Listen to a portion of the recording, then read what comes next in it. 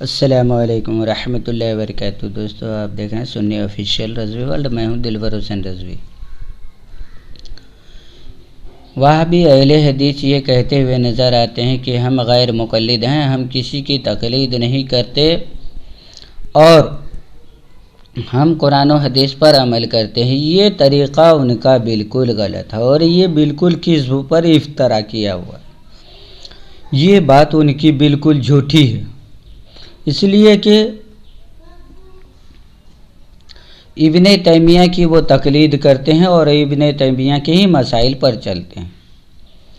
میں ان بارے میں بعد میں بات کروں گا، پہلے بتا دوں کہ ابن تیمیہ لعنتی نے مسلمان کے اجماعی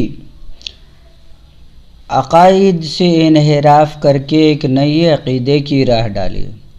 ابن تیمیہ کے عصر اور اس کے بعد کے علماء نے اس کی رد کی اور تکفیر بھی کی اور تکفیر کے فتوے بھی دیے۔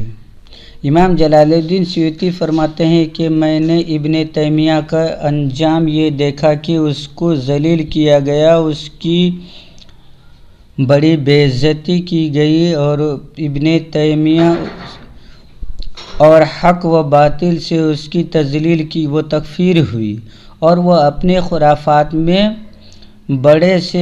پڑھنے سے پہلے علماء میں روشن تھا، پھر وہ غلط اور بدعتی مسائل کی وجہ سے لوگوں کے نزدیک گمراہ گرد آلود ہو گیا۔ ان سے مناظرہ کرنے والوں نے اس کی تکفیر کی، اس کو دجال کافر تک بنا دیا۔ فاضلوں کی نظر میں وہ ایک بدعتی اور فلسفی تھا۔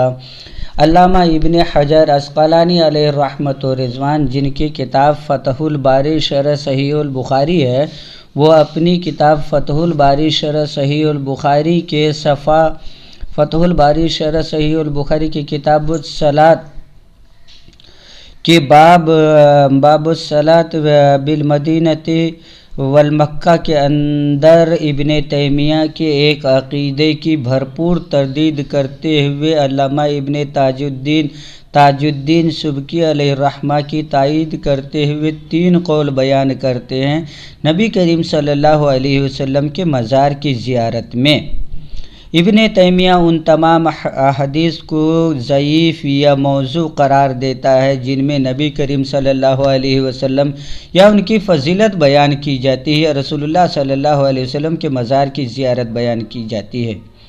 علامہ تاج الدین ابن سبکی نے تاج الدین سبکی علیہ رحمۃ و رضوان نے اس پر ایک کتاب مکمل لکھی جس کا نام شفاء السقام لزیارت خیر الانام ہے، اور علامہ ابن حجر عسقلانی علیہ رحمۃ و رضوان نے اپنی کتاب فتح الباری شرح صحیح البخاری کتاب الصلاۃ